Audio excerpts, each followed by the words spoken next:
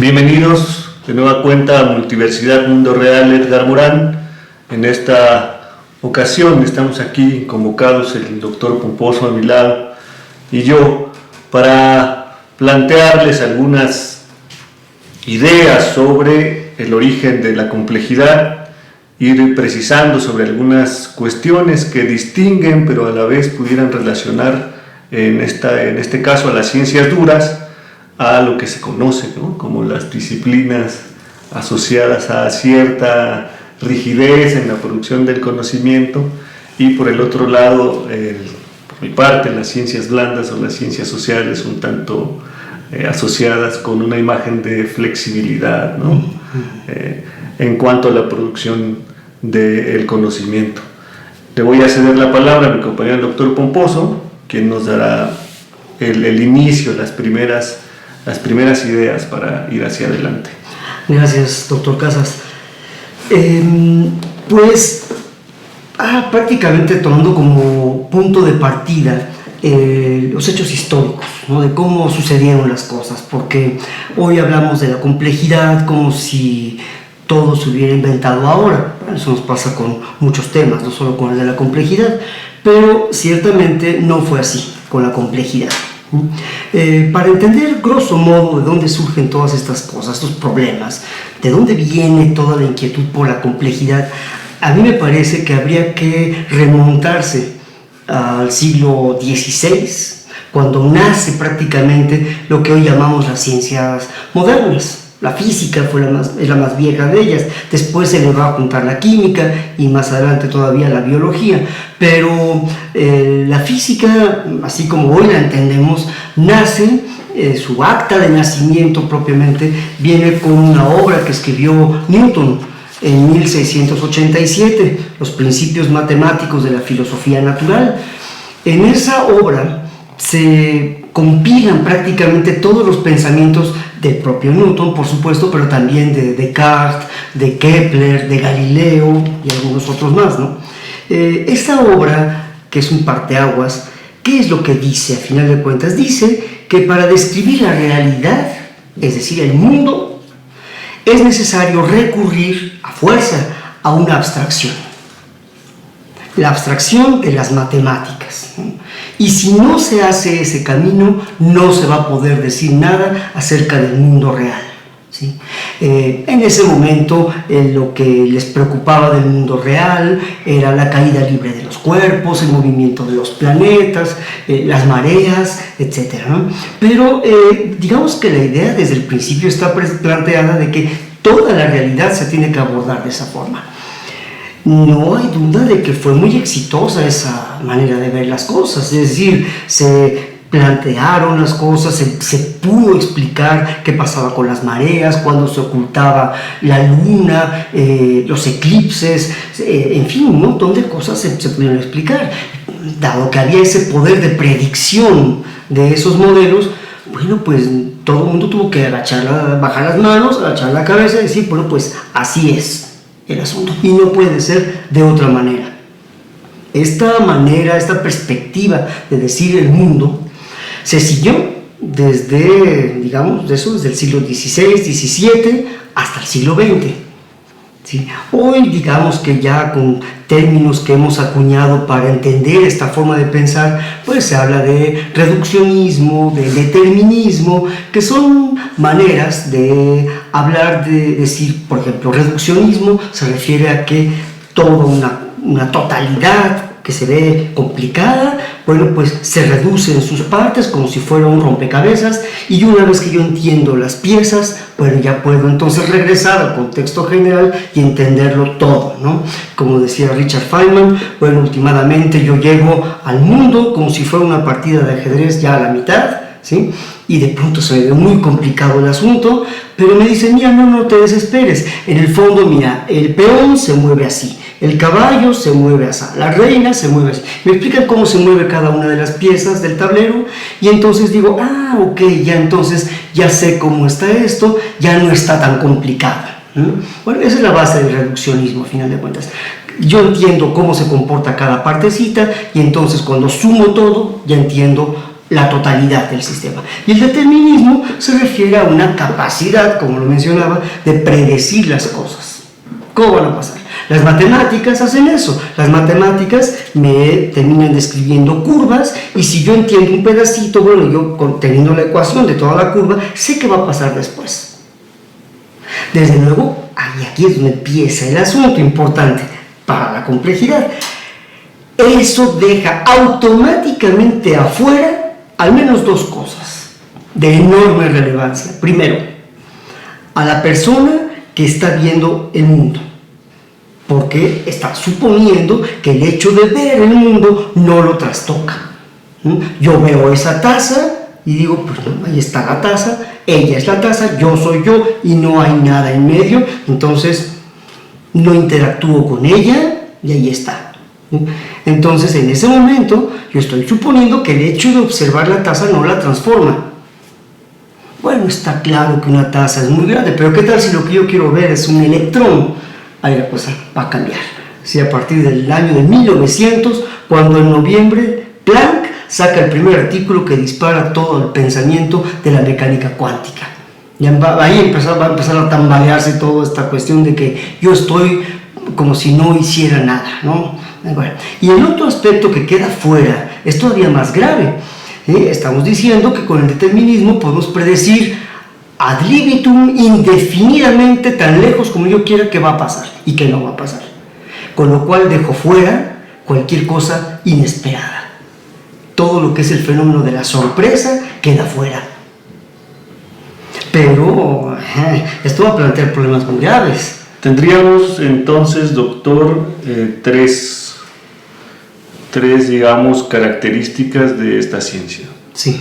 Por un lado, el hombre tomando distancia de aquello que estudia, sí, como parte de una condición de la producción de la ciencia. Exacto, es condición, bien dicho, es una condición, es decir, si yo no asumo eso, entonces ya no puedo decir nada, porque la cosa se vuelve realmente inabordable de tan complicada que está, ¿no?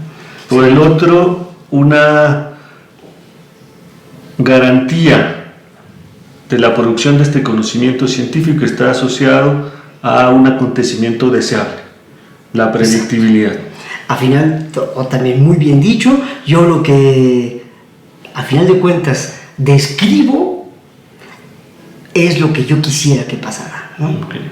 Entonces, en pocas palabras, no me hagan problemas, no me hagan olas, no me perturben el sistema, porque así es como debe pasar, ¿no? Entonces, esa es la visión del determinismo precisamente. Y la tercera es cancelar. Habremos de ver cómo y por qué se hace así, ¿no? Cancelar esta idea o esta posibilidad, en realidad, de que ocurra algo inesperado o sorpresivo. Exactamente, ¿sí? Porque vamos a poner un ejemplo muy simple, ¿no? Digamos, yo puedo predecir con las ecuaciones de Newton los ocultamientos de las lunas de Júpiter para los próximos 10.000 años, pongamos, ¿no? Muy bien. Claro, alguien podría salir por ahí como aguafiestas y decirme, muy bien, doctor, pero ¿qué tal si dentro de 5.000 años llega un supermeteorito, se estrella contra una de las lunas de Júpiter, ¿sí? Io, por ejemplo, y lo desvía, y entonces toda su predicción ya no va a funcionar? Entonces, ¿qué diría el determinismo? No, por favor. O sea, es que si me empiezas a poner ese tipo de cosas, entonces ya estamos fuera de la ciencia.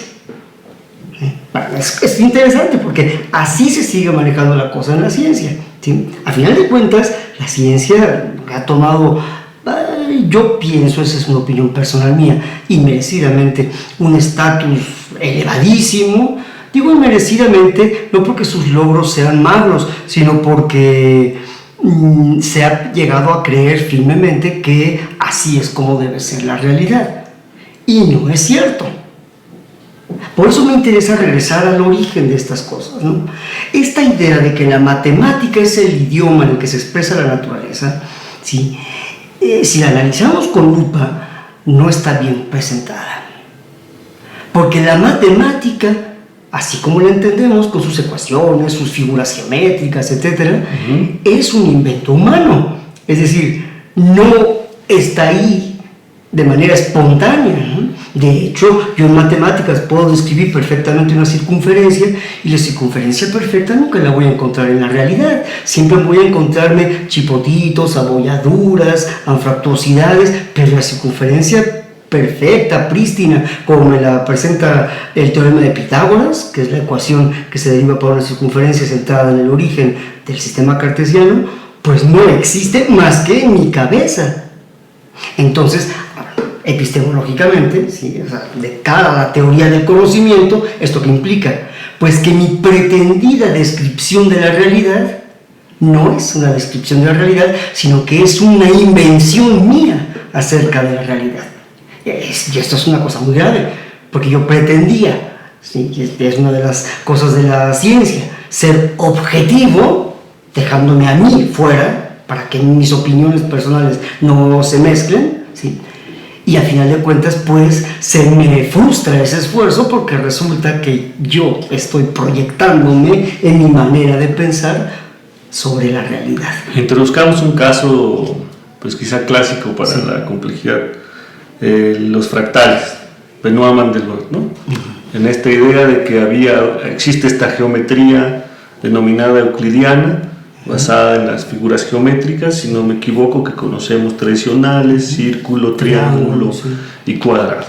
Y de pronto este personaje, con unos dotes matemáticos que se le reconocen, ¿no? En la historia de la ciencia, muy notables, que identifica una idea, usted me corrige, doctor, que voy a sintetizar así, ¿no? Identifica lo siguiente: la mitad de lo que se dice respecto de estas figuras geométricas no se constata en la realidad si observamos detenidamente, ¿no?, la forma, las figuras que podemos ver en los objetos de la naturaleza. Sí. Bueno, la idea que maneja Mandelbrot es bien interesante, que además hay una anécdota deliciosa. Su abuelo o su padre, no recuerdo quién, creo que era el abuelo de él, era matemático, venía de una familia de académicos y todo, ¿no? Era matemático, y en una ocasión el abuelo, hablando con el nieto, le dice, mira, cuando le comunica que quiere ser matemático como él, dice, hombre, pues a mí me alegra mucho y me honra, ¿verdad? Nada más que un consejo, te voy a dar un único consejo, le dice el abuelo al nieto: no te dediques a la geometría, porque la geometría es un terreno muy minado y es una trampa monumental. Siempre te van a atrapar con asuntos filosóficos, con no sé qué tipo de cosas que están fuera de las matemáticas, y tú no vas a saber ni cómo salir de ese pantano. No te dediques a la geometría. Bueno, pues se fue a tirar de cabeza justo en la geometría de Mandelbrot, y yo me regocijo mucho de que así haya sido, porque lo que dice Mandelbrot es en efecto lo mismo que dice usted, pero él empieza a pensar que posiblemente esas figuras ideales, triángulos, cuadrados, circunferencias, sí existen, pero a un nivel muy reducido, y que en realidad es en la medida en que se repiten indefinidamente que generan formas mucho más complejas y mucho más similares a lo que encontramos en el mundo real. Por ejemplo, una nube, la forma de una nube es terriblemente complicada. Una figura, a ver, escríbeme la ecuación de eso. Es casi imposible prácticamente, ¿no? Entonces dice, pero ahí está la nube. ¿Cómo puedo yo decir desde la geometría algo sobre eso? Entonces se le ocurre empezar a jugar con una idea de lo que se llama en matemáticas las funciones iteradas, es decir, funciones cuyo producto funge como argumento para volverse a aplicar a sí misma. Eso en química se va a llamar la autocatálisis, después se va a generar con un concepto como el de la autopoiesis, es decir, que a partir de un sustrato se produce algo, y eso que se produce sirve nuevamente como sustrato para producir más producto, y así. ¿Y ese producto no tiene las características idénticas del anterior? A la larga ya no. ¿sí? Un ejemplo muy bonito es ya no se usan estas cajas que eran los VHS, estos cassettes grandotes para grabar películas, ¿no? Pero si alguien me decía cuando existía esto, oye, ¿me podrías grabar, por favor, copiar la película que tienes, que es muy buena? Sí, cómo no, y yo hacía una copia de mi cinta. Después a alguien le gustaba también y se hacía la copia de la copia. Y luego a alguien más le gustaba y se hacía la copia de la copia de la copia. Y así nos íbamos. ¿Y qué sucedía? Que al cabo de, pongamos, 20 o 30 juegos de copias, así iteradamente, ya se empezaba a ver mal la imagen, con mucho ruido, y ya no tenía prácticamente nada que ver con la original, ¿sí? No sé si eso pase con los CDs, probablemente sí, porque hay un fenómeno que sucede interesante. Y digo, ¿por qué está pasando eso? Pues es la copia. Ya, pero una copia exacta no es posible. El número de variables es tan bestialmente grande que es imposible que todas se puedan transmitir. Entonces pongamos que de los millones de variables, una o dos ya no se transmiten. Dicen, pues muy poquito con respecto a millones. Pero cuando este juego se repite indefinidamente, llega un momento en que ya no es tan despreciable el número de variables que quedó fuera con respecto al original. ¿Sí? Esto pasa en genética también, precisamente. Sí. Bueno, el asunto es que las matemáticas de Newton, y me refiero a las matemáticas de Newton, no porque sean las únicas matemáticas que existen, pues digamos, me refiero a ellas como si ahí fuera el epítome de todo el conjunto de las matemáticas que se desarrollan después, no va a poder describir ya este tipo de fenómenos, que son muy reales. Entonces, hay una franca frustración que va a surgir en las ciencias, en la física, después en la química y ya no digamos en la biología, donde nos encontramos con sistemas de una complejidad exuberante, en donde las matemáticas, estas clásicas, pues sirven para poco o incluso nada, ¿sí? Entonces, se empieza a plantear desde la ciencia.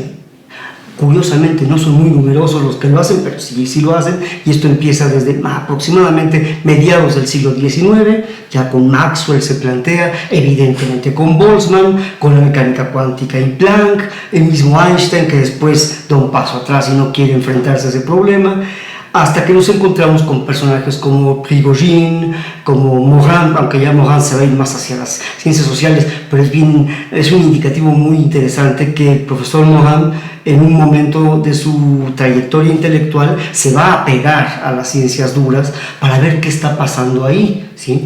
Y no es que él vaya a condicionar las ciencias sociales a las ciencias duras, pero él está consciente que hay una conciencia un poco más vieja, más vetusta, en donde se plantean estos problemas, ¿no? Entonces salen ya una serie de terminologías como lo no lineal, lo no central, los sistemas de control, la emergencia, la autopoiesis, los sistemas abiertos, la entropía, etcétera, un montón de terminologías de jerga propias de la física que Morin y algunos otros van ahora a voltear hacia el mundo de lo social y decir, ¿qué tan aplicable es a esto? ¿Sí? Yo puedo estudiar la difusión de las moléculas de un gas y después pretender que esos resultados se pueden ir a la sociedad.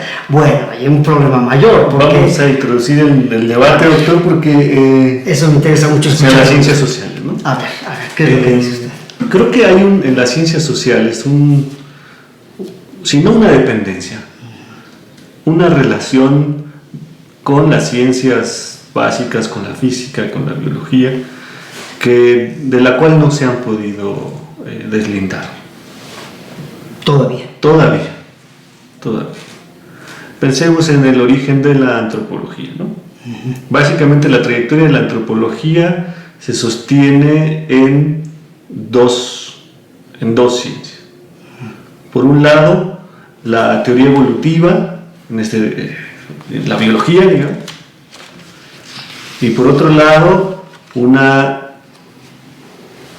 base materialista sobre una pregunta esencial o fundamental. El contexto físico determina la forma en la que los seres humanos producen sus relaciones, no solo entre ellos, sino además sobre el propio entorno, es decir, el entorno determina las relaciones sociales y cómo se determinan las relaciones por el entorno. Estas dos preguntas están en el origen de la antropología social, y el otro lado en el origen de la antropología general, que se terminó denominando antropología física, ¿no? El concepto fundamental que se retoma de la teoría evolutiva es el que conocemos, evolución, y el otro adaptación, ¿no? Y del lado de la antropología social es la idea general de la adaptación al contexto físico, a las condiciones climatológicas, a las condiciones de la orografía, por ejemplo, ¿no? Las condiciones orográficas. ¿Qué tanto esto determina la forma en la que los individuos se comportan y generan pautas de conducta? Entre comillas, esto que terminó llamándose para la antropología social cultura, ¿no? Y ahí hay, por un lado, del lado de la teoría evolutiva, pues un diálogo constante con el conocimiento biológico de la época, que después se desvincularía para producir ciencia social.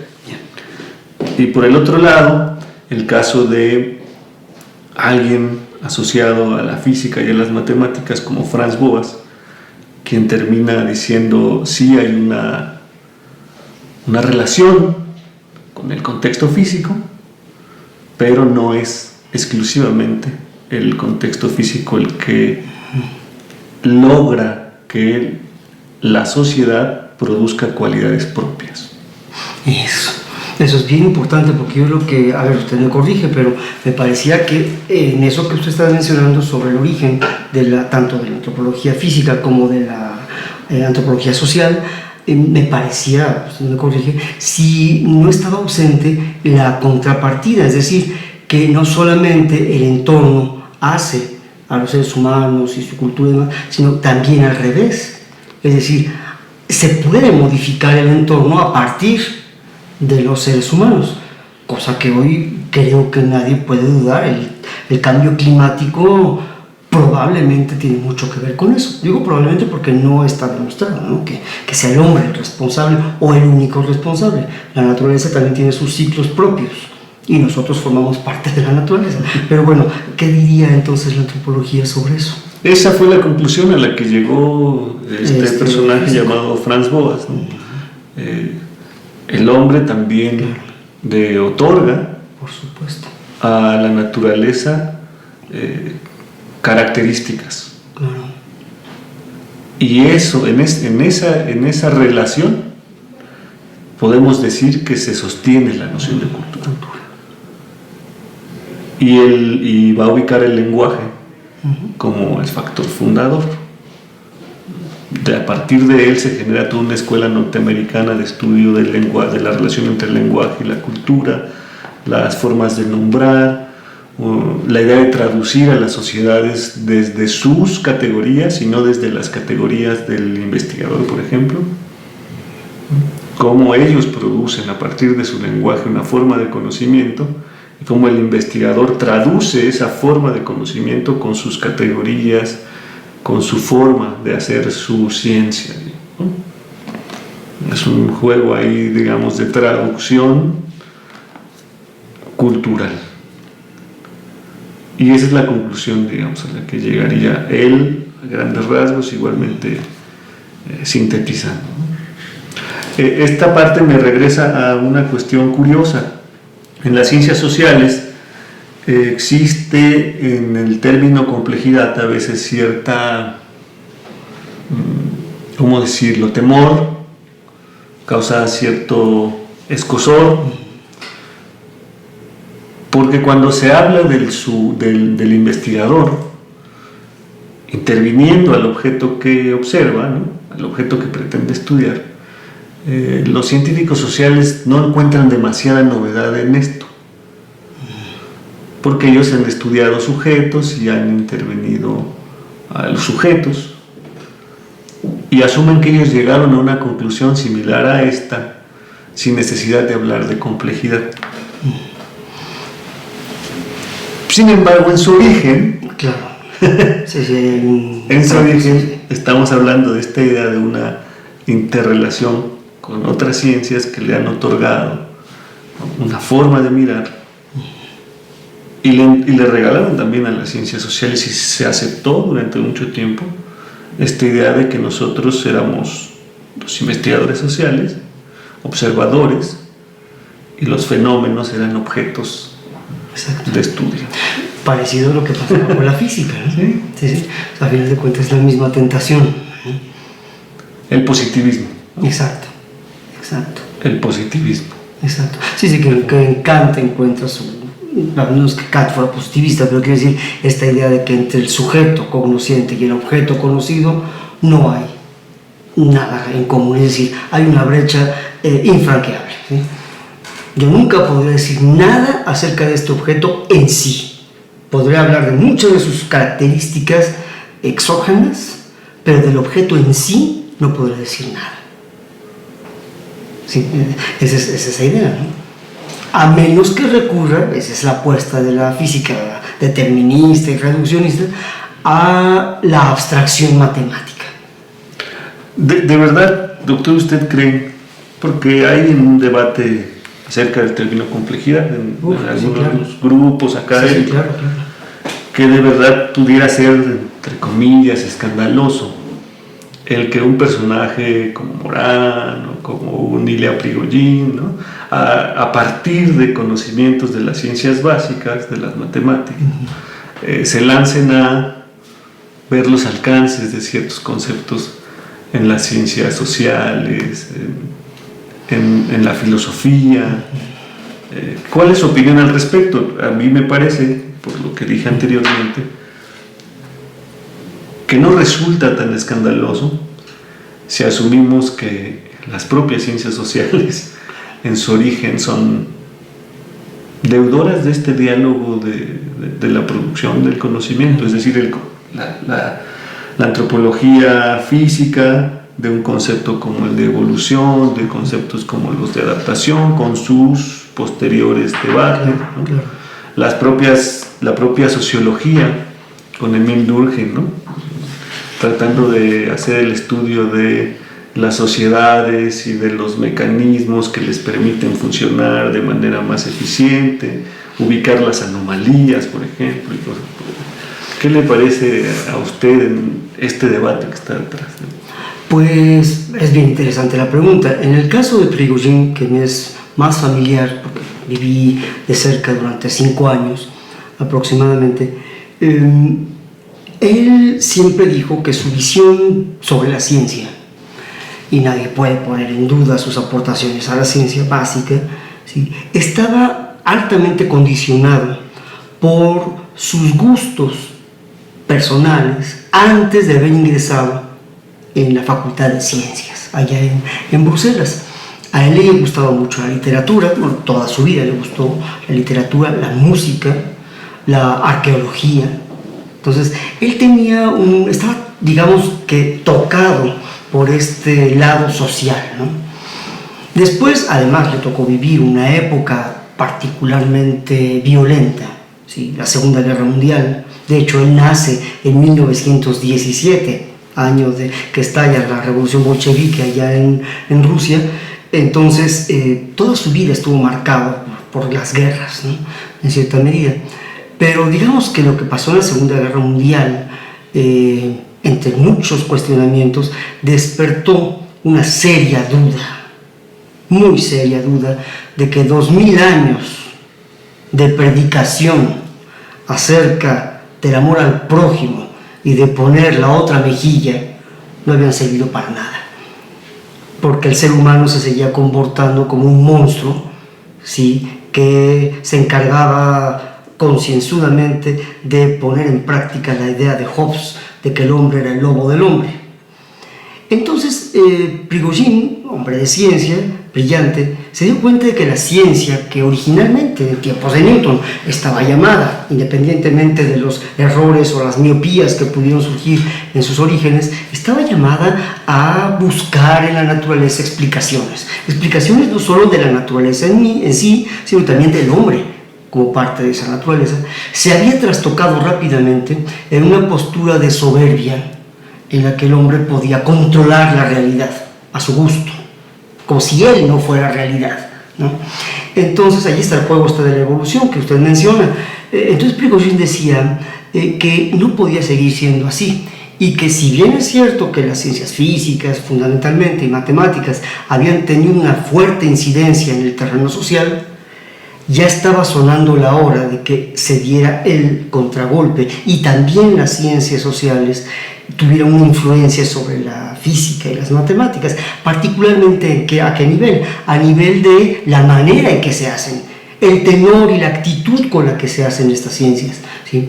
Porque también el físico, también el matemático forman parte de la sociedad, son seres humanos, y no solamente porque tienen necesidades como cualquier ser humano, sino porque su pensamiento y su actividad profesional tienen consecuencias en la sociedad de los hombres. Entonces, decía Prigozhin, y eso es algo bien importante, decía, porque de esa forma la ciencia va a encontrar en el mundo de lo humanístico, ¿sí?, donde están inmersas las ciencias sociales, va a encontrar el antídoto contra la alienación del hombre a partir de la ciencia. Digamos que el hecho que patentemente muestra el fracaso de la ciencia cuando deja de considerar al hombre es la bomba atómica, las armas nucleares, ¿sí?, que nacen de teorías espectacularmente bellas de la física y de las matemáticas, para finalmente tornarse en destrucción del hombre mismo. Entonces, ahí ve Prigozhin un fracaso rotundo de una ciencia que deja al margen a lo social, que deja al margen a lo humanístico, y todavía más, deja al margen la búsqueda sincera y honesta de la realidad, no de la que quisiéramos que fuera, sino de la que es. Sí, entonces, esos chipotitos y anfractuosidades de la circunferencia que mencionaba hace un rato, ya no van a estar al margen, sino que tienen que formar parte de nuestra misma concepción de la circunferencia. Está bien que tengamos el modelo idealista de la circunferencia, pero no podemos dejarlo como una realidad desencarnada, ¿sí? Las matemáticas, los entes de razón de las matemáticas, da igual si existen o no. Esa es la ventaja de la abstracción matemática. Ya, pero un físico no puede pretender hacer lo mismo, porque los entes de realidad que maneja la física, si no se manejan con cuidado, pueden matar seres humanos. Y eso lo digo de la física. ¿Qué tal desde las ciencias biológicas o químicas? Por supuesto también. Una manipulación indiscriminada de los genes, ¿sí?, puede llevar a actos de irresponsabilidad monumental, ¿sí? Entonces, Prigozhin apela a la presencia de las humanidades en las ciencias duras, mal llamadas duras, ¿verdad? ¿Por qué digo mal llamadas? Bueno, porque resulta que eso blando, eso maleable, menos rígido, también es de la realidad, no es una abstracción, es probablemente el garante del acercamiento a lo verdaderamente real, ¿no? Entonces, yo pienso que Prigozhin, esa es la postura que tomaba. De lo que yo he leído y pensado acerca de lo que el profesor Edgar Morin plantea, bueno, pues hay un paralelismo muy cercano, ¿no? Solo que su perspectiva es otra, pero desde el punto de vista de la actitud es la misma. ¿Y cómo se llama esa actitud de Prigozhin? ¿Cómo se llama esa actitud de Morin? Complejidad. Es a donde quería intervenir, pero se adelantó. Bueno, pero se adelantó. Además, solo es mi punto de vista. No, pero se adelantó maravillosamente por lo siguiente. Justo la idea que le iba a mencionar es esta. Me parece que estamos en el punto entonces para definir, ¿no?, claro, dónde la complejidad permite participar a las humanidades, claro, a las ciencias sociales y a la física, a la teoría cibernética, a estas teorías que sabemos están de telón de fondo de la perspectiva de la complejidad. Sí. Y me encantaría que usted me ayudara, digamos, con esta idea. Bueno, pero no soy yo nadie para ayudar, bastante con que yo me ayudara a mí mismo y no puedo casi nunca, pero yo más bien me referiría a esto, y en el fondo es esto mismo, ¿verdad? Cuando yo voy y veo cómo se generó el conocimiento de un Prigogine, de un Morin, desde luego yo nunca voy a poder explicar, y creo que nadie lo puede hacer, la genialidad de sus ideas. Pues no, eso es una cuestión que bueno, tendrá elementos analizables, pero no creo que se pueda explicar como tal. Pero lo que sí se puede abordar es qué elementos participaron en la génesis de sus pensamientos, ¿no? Y haciendo a un lado todas las particularidades de las diferentes áreas del conocimiento, que las tiene cada área, por supuesto, hay un punto en común que tienen estos dos personajes y todos aquellos que entran en esta área. Y creo que ahí se pone un primer punto dorado acerca de lo que toca a la complejidad, ¿no? Es un interés desmedido, y aclaro bien, desmedido, sin cortapisas. Vengan estas puestas por las instituciones, por los libros de texto, por el establishment del conocimiento, ¿verdad? Es decir, puede sonar un poco a lo Feyerabend, ¿verdad? Contra el método, pero no, yo lo que quiero decir es que tiene que haber cierta rebeldía que rompa todas las murallas, los que separan de manera tajante unos conocimientos de otros, ¿no? Hace un rato estábamos evocando, yo desde la física, usted desde las ciencias sociales, esta relación entre el hombre y la naturaleza y las diferentes perspectivas que había. Y yo me pregunto, ¿y dónde queda la relación entre los mismos seres humanos, de unos seres humanos con otros, ¿verdad? Porque esta idea de el hombre, la humanidad, son abstracciones que hemos inventado para expresarnos y tratar de más o menos entendernos en lo que hablamos, pero no sé si usted está de acuerdo conmigo, la humanidad como tal no existe. El hombre no existe. Y a veces nos hemos tomado excesivamente en serio esas cosas. Entonces estos personajes, ellos se han interesado en todo otro tipo de cosas. Por ejemplo, cuando Prigogine se sentaba a tocar el piano, no simplemente decía, bueno, ya estoy cansado de ecuaciones, cierro el libro, yo ahora voy a relajarme tocando el piano. No, para él tocar el piano era una continuación natural de su actividad como físico, como químico. Y yo estoy seguro que Morin, cuando está hablando de la sociedad, de la cultura, ¿sí? de la ciudad, etcétera, de la educación, él no creo que se sienta cortado, separado en otro mundo al de los físicos o al de los químicos o al del arte, no. ¿Por qué? Porque somos seres humanos, todos. ¿Sí? Eso sí, hemos focalizado nuestros esfuerzos en un cierto camino, bueno, porque el contexto de la realidad es tan inmenso que resulta muy difícil, ¿sí? Es posiblemente uno de los, no diría yo errores, no voy a hacer un juicio de valor, pero sí una de las tentaciones en las que suele caer el holismo, ¿sí? Que pretende manejar todo como una especie de masacota amorfa, ¿verdad? Bueno, pues no. Sí, creo que estos personajes han evitado con mucho cuidado caer en esa tentación. Ellos se han abocado a lo suyo, pero sin dejar de interesarse en todo lo demás. Esto es una cuestión de actitud. No es una teoría, no es un modelo del saber. Es una actitud. Es literalmente un asunto de personalidad. La personalidad precede a cualquier actividad profesional, ¿sí? Entonces, la formación en la complejidad aquí creo que está señalando un punto mayor, capital, ¿sí? No es un punto accesorio. Hay muchas cosas que son accesorias, pero no, esto no puede ser accesorio. Todos, sociólogos, físicos, artistas, filósofos, todos, hasta el teólogo, a su manera, busca el faro de la realidad. Porque si no, zozobra, se hunde, necesita el faro de la realidad.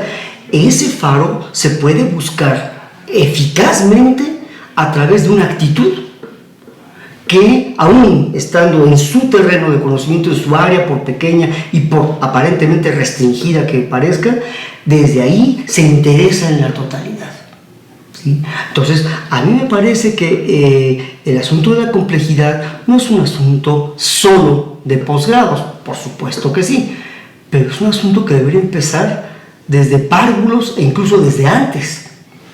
¿Sí? Es este afán de conocer todo lo demás, porque el ser humano, que indiscutiblemente puede ser un monstruo, lo decía hace un rato, también puede ser un ángel y puede hacer unas producciones verdaderamente sublimes, ¿no? El arte está lleno de eso en todas sus expresiones posibles, la ciencia también. Por eso se puede decir que una producción científica puede ser bella. La sociología, en fin, puede crear modelos de descripción extraordinariamente inspirados, ¿no? Esta actitud que implica el afán por aceptar, por un lado, conocimientos parciales en términos individuales, pero por el otro, la posibilidad también de acercarme sin ingenuidad a la idea de lo global o de lo general, estaría, digamos, en la complejidad. Pero por otro lado también implica en este afán reconocer, tratando de hacer un resumen, de manera crítica, a partir de colocar al hombre como el creador de la ciencia, que lo tiene en este punto de la historia, ¿no?, generando este tipo de tecnología, ¿no?, con el acompañamiento de la técnica con la ciencia, que lo tiene hoy en día replanteándose la idea de su, entre comillas, destino, preguntándose si el conocimiento así, parcializado, con pocos escenarios de diálogo, no son en realidad formas de ir actuando con cierta ingenuidad de cara al porvenir, ¿no? Bueno, ahí justamente yo quería hacerle a usted una pregunta, porque me interesa mucho saber su opinión al respecto, una opinión calificada. Las ciencias sociales, yo siempre había tenido, ya no tanto, pero durante muchos años, tuve cierta desconfianza ante el hecho de que se le llamara ciencias sociales, ¿no? Pero ¿por qué se adjudican este nombre de ciencias? Sí, simplemente porque hay por ahí algunos modelos matemáticos. Claro, yo estaba hablando desde mi nicho, ¿verdad?, muy anquilosado de la ciencia, de la física. Decía, pero si realmente el recurso a las matemáticas es mínimo con respecto a todo el contexto de las ciencias sociales, ¿por qué se llaman ciencias? O sea, y creo que, a ver, por eso me interesa su opinión, no habría ahí parte de la explicación de esa ingenuidad a la que se está refiriendo usted. A ver, a mí me interesa saber, porque ya nosotros en charlas de pasillo hemos tenido algunas horas de intercambio sobre este asunto de las ciencias y por qué ciencia, y bueno, es una gran pregunta que, por cierto, no solo se aplica al mundo de las humanidades o de las ciencias sociales, pues se aplica en general. ¿A qué le llamamos ciencia? ¿Sí? Porque generalmente se dice, bueno, ciencia, pues la física, las matemáticas, la química. Bueno, hoy sabemos que esa postura no solamente no se sostiene, sino que resulta la fuente de no pocos malentendidos, hasta incluso de posturas, ¿cómo diría yo?, sectaristas, discriminatorias, en fin. Y bueno, aquí estamos hablando de que aspiramos a la realidad, ¿sí? Y estamos asumiendo que la complejidad nos va a permitir el acceso verdadero a esa realidad, no solo en un pedacito, sino a una. Entonces, creo que esta pregunta por el origen de la ingenuidad y el concepto de ciencia, ¿sí?, puede tener ahí una clave importante de cara a esto que estamos llamando de complejidad. ¿Qué piensa usted desde las ciencias sociales sobre esa ingenuidad? No, claro, no estoy haciendo un plan, una intención de corte psicoanalítico, porque tengo que ser muy sincero, en las ciencias físicas, en las matemáticas y demás que tan pomposamente nos levantamos el cuello, bueno, hemos sido bastante ingenuos, y más de una vez en la historia, sobre nuestro manejo acerca de esto. Entonces, pero a ver, yo quisiera ver dónde está la ingenuidad, según usted, en las ciencias sociales. estaría, me parece, en procurar seguir un esquema de creación, de conocimiento explicativo asociado a la física y a las matemáticas. Claro, ahí hay una clave muy importante para la complejidad, ¿no? Las ciencias básicas, ¿sí?, son un elemento ineludible. Sin duda. Pero no podemos esperar que proporcionen esas nuevas ciencias básicas un tratamiento exhaustivo acerca de la realidad. Sí. Ahora, viene una pregunta en la que yo me estoy jugando el todo por el todo.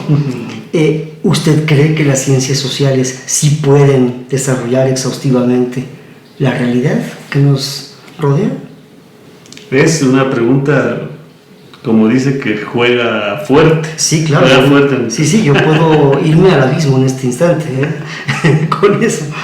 Hay una cuestión que quizá no se agota en el concepto de exhaustividad, que podría estar más asociado al concepto de profundidad o de el significado. Sí. Y de hecho ese es uno de los debates más recientes y de mayor alcance en las ciencias sociales.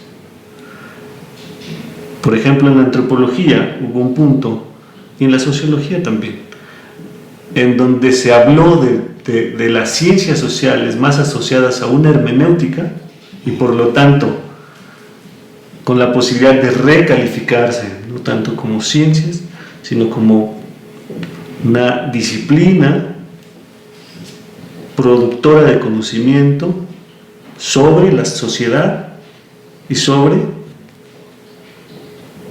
la humanidad, por decirlo. Entonces, el trabajo del autor, incluso hay por ahí quien habla de el científico o el investigador o el antropólogo como autor, el autor de ese conocimiento sobre la sociedad, sobre la humanidad, es más un traductor. Claro.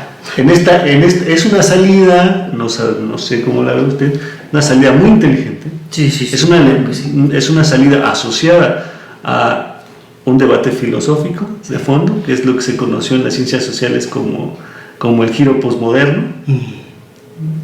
El ubicar una parcela de conocimiento especial para las ciencias sociales y humanas, que es el lenguaje.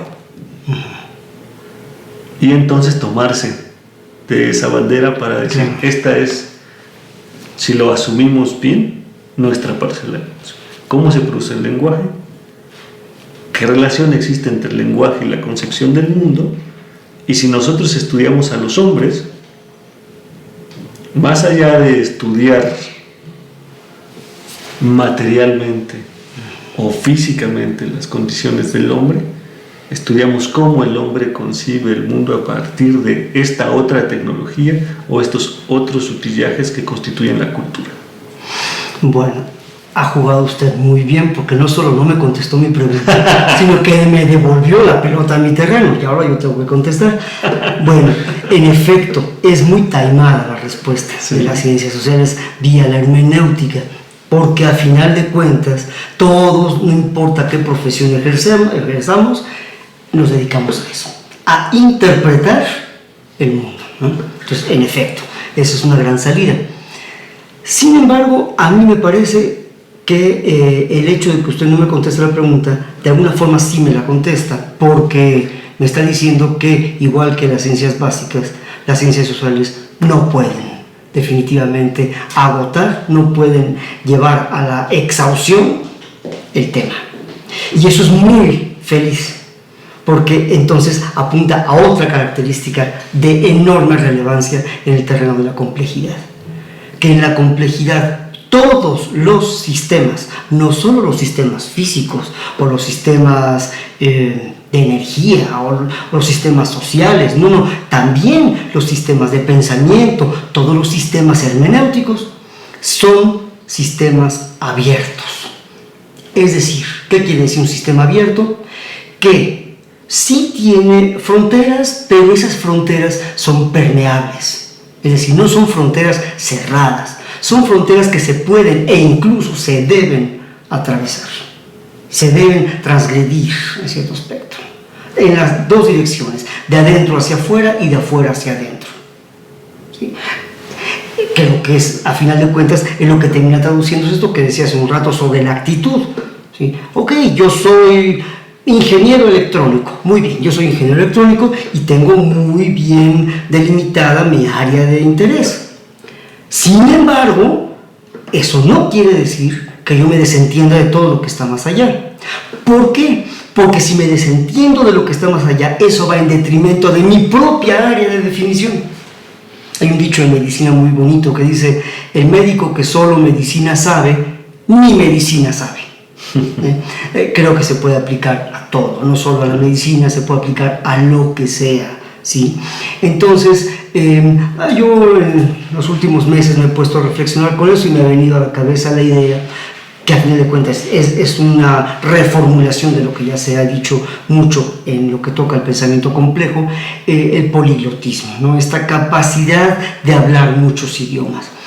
A mí me produce una particular resonancia esa idea, porque la física en los últimos 140 años, por lo menos, se ha concentrado y ha dedicado un enorme porcentaje de sus energías a tratar de unificar el conocimiento, en este caso de la física, ¿no?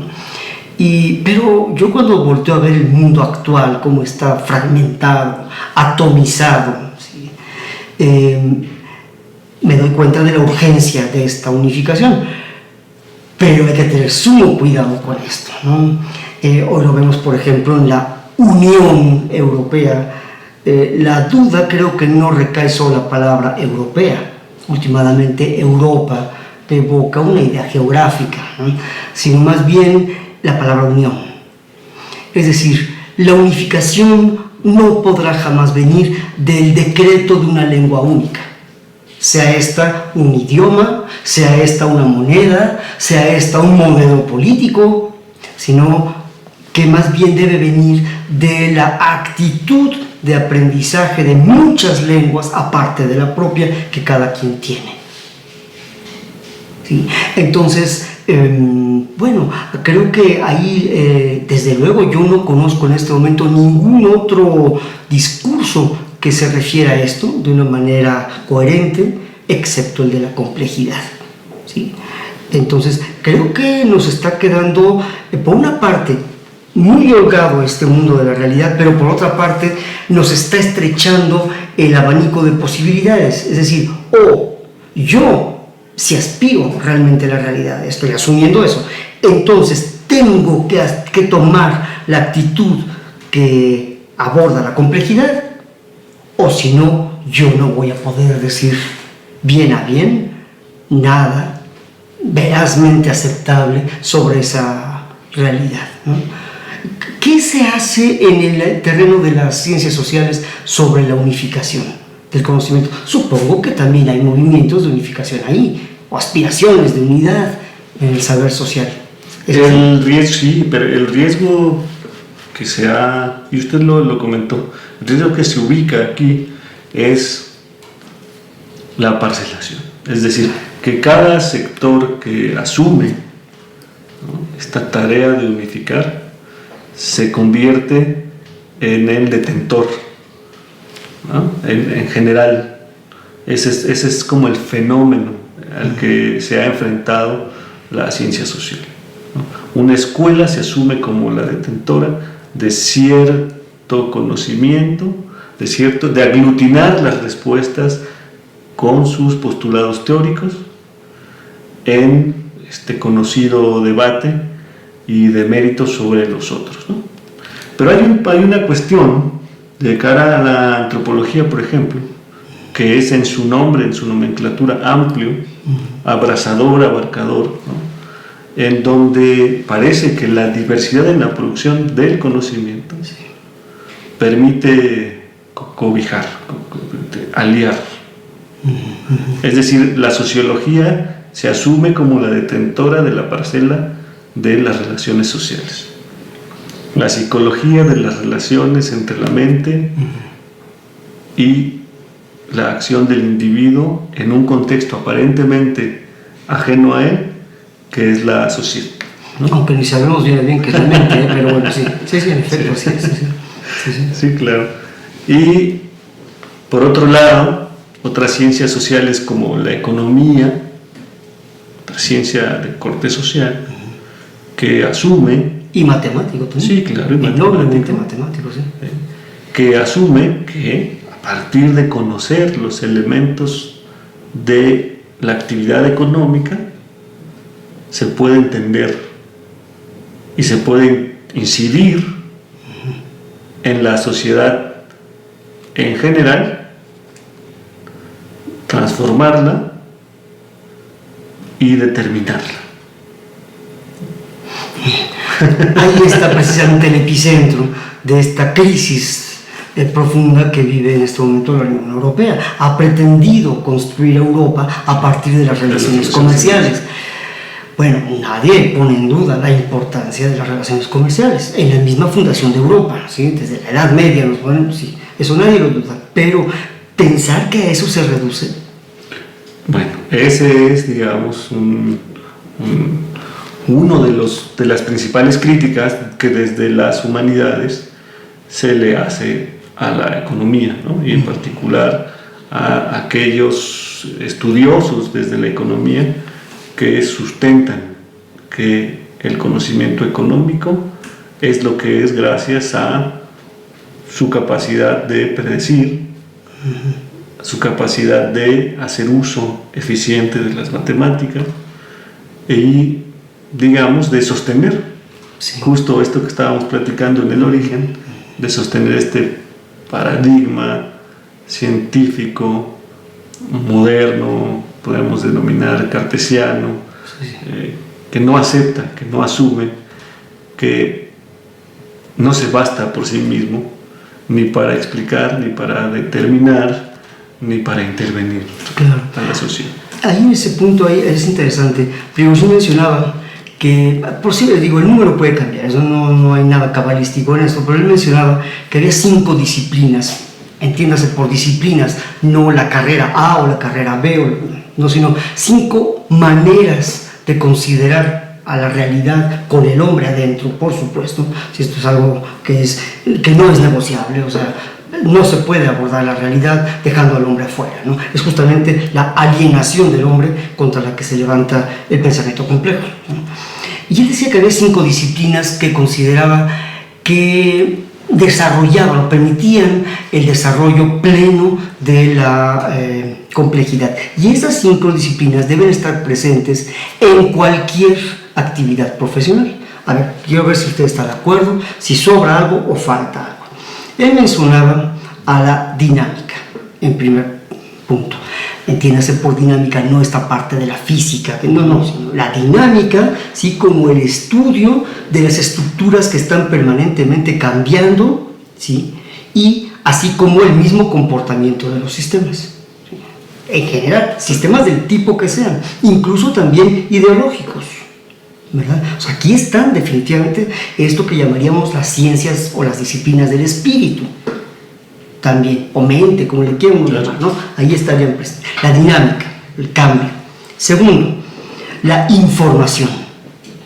Todo lo que tenga que ver con información, que es todo, que estaría fuera de la información. Es decir, el estudio de la representación, de los símbolos y de la comunicación entre ellos, ¿sí? Sería la información.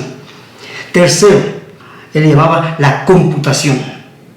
En un sentido que va más allá de los ordenadores, aunque están incluidos ahí, por supuesto. Es el estudio de cómo los sistemas procesan la información y actúan sobre los resultados de esa información. Tercero, la evolución. Usted evocó hace un rato la evolución. El estudio de cómo los sistemas se adaptan a un entorno permanentemente cambiante. Y por último, y aquí viene esto último que mencionaba usted, lo que él llamaba las metas, ¿sí? Las metas, que no se refiere a los objetivos, sino las metas, el meta-análisis, el meta-conocimiento, la meta-sociedad, la meta-ciencia, etc. Es decir, todo aquello que de manera transversal cruza a las disciplinas, incluyendo sus intuiciones más íntimas, ¿verdad? Posiblemente teniendo como objetivo nunca alcanzable una teoría general.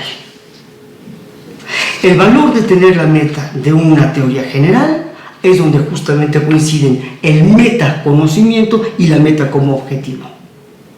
Su valor no viene en ser alcanzado, sino en plantearse como un acicate para seguir creciendo, evolucionando, sabiéndose siempre con el síndrome del hidrópico, que mientras más bebe, más sed tiene, ¿sí? Nunca acaba ese asunto. Entonces diría uno, pues es inútil conocer. No, porque el premio al conocimiento no está en el objetivo alcanzado, sino en el esfuerzo por alcanzarlo, ¿sí? No sé usted qué opina desde el mundo de las ciencias sociales de estas 5, repito, podrían ser 6, 10, 20, solo 2, no sé, ¿verdad? Eso es discutible, ¿verdad? Pero quiero decir, para Prigozhin estas 5 líneas deben estar presentes en cualquier forma de conocimiento, y a mí me parece que marcan 5 rasgos de la fisionomía de la complejidad, que por supuesto los incluye a todos ellos, para poder generar para generar como parte de esta actitud de la acción pensante y, perdón por el pleonasmo, de la acción actuante en el mundo, ¿sí? Con esto que es lo que estamos llamando la complejidad. ¿Cómo lo ve usted? Yo en general estaría de acuerdo, por lo siguiente. Tanto para la ciencia, lo que se denominó el famoso giro posmoderno para las ciencias sociales, tiene en el telón de fondo a la semiología y a la hermenéutica, ¿no? Claro. En esta lógica que ya platicamos de poner un tanto en crisis la idea del científico social y ubicarlo en esta especie de, desde mi punto de vista, este es mi punto de vista, al científico social, ponerlo en crisis de cara a la propia noción de asumirse como científico, y centrarlo en su vocación general.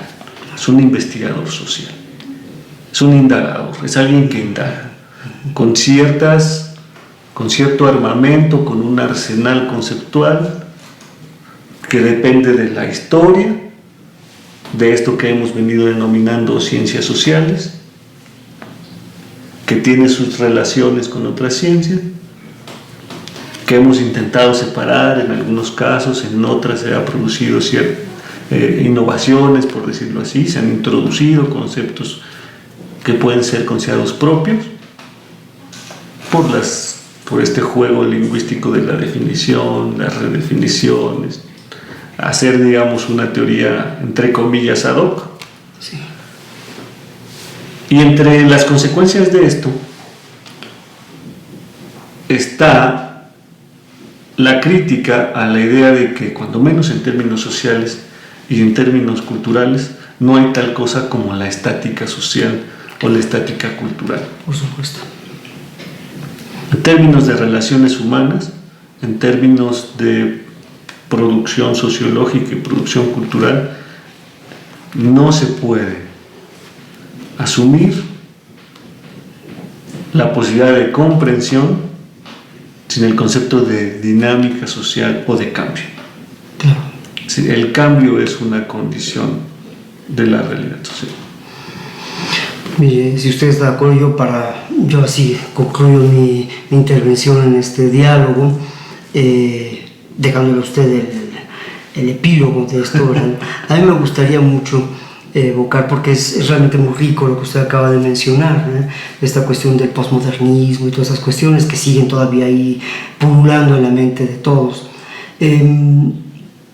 Hay un hecho histórico conocido por todos nosotros que me parece que es un maravilloso resumen de esto que se venía haciendo, a la manera en que se dejaba fuera a la complejidad y que hoy llamamos lineal, este pensamiento lineal. Me refiero al hundimiento del Titanic en 1912, hace 102 años. En aquel evento se tenía lo máximo de la tecnología aplicado en un navío enorme, grandes proporciones, ¿sí? Lujoso, vamos, como nunca ningún navío lo había sido, ¿sí? Tan bien construido, según esto, que era inhundible. Y así se le puso el nombre Titanic, ¿no? Titanesco, titánico, o sea, es una cosa gigantesca, ¿no? Que no lo hunde nadie, ¿no? Qué cruel juego, no sé si llamarle del destino o de la pedagogía de la realidad, yo le llamaría así, que en su primer viaje transatlántico se hunde. Y se hunde aparatosamente.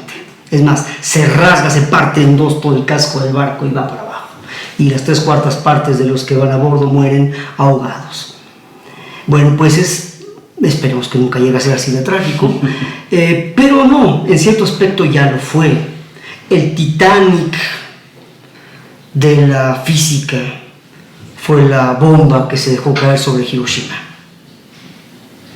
¿Sí? De alguna forma sí, ya hemos tenido nuestro Titanic en la física. No sé cuál podría ser el Titanic de las ciencias sociales, pero ante eso que podría, si no se cuida uno, moverlo a una forma de fatalismo o de depresión fatídica, yo diría que aquí habría que recordar aquella maravillosa frase de Pascal, vertida en el siglo XVII, y que de una manera genial muestra la intuición de lo que vamos a llamar ya hoy la complejidad. Decía Pascal: primero se cansará la mente humana de proponer antes que la realidad de proporcionar. Siempre nos vamos a ver rebasados por una realidad que nos debe dejar atónitos, pero atónitos a la manera de aquel que queda maravillado, ¿sí? Y podemos realmente extasiarnos ante una brizna de hierba por el solo hecho, como si fuera poca cosa, de que es en vez de no ser. Si hoy los seres humanos recuperáramos esa sensibilidad ante el indecible milagro de estar aquí en vez de no estar, probablemente nos ubicaríamos en un contexto mucho más justo, ¿sí? Ni pretendiéndonos ser gusanos que no valemos nada, pero tampoco pretendiéndonos dioses omnipotentes y omniscientes, ¿sí? Que todo lo pueden, todo lo saben.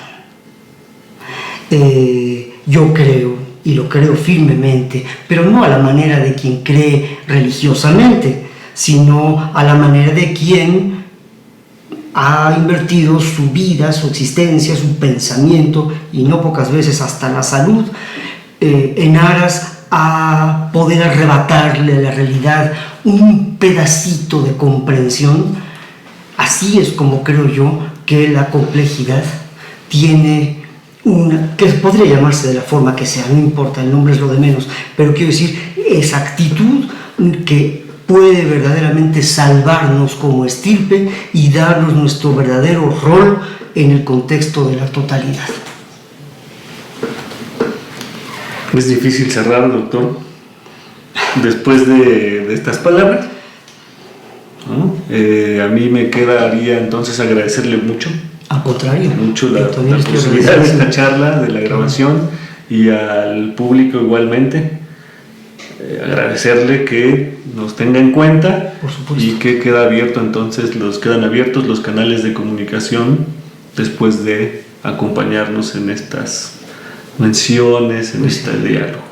Seamos todos bienvenidos a la complejidad. Así sea.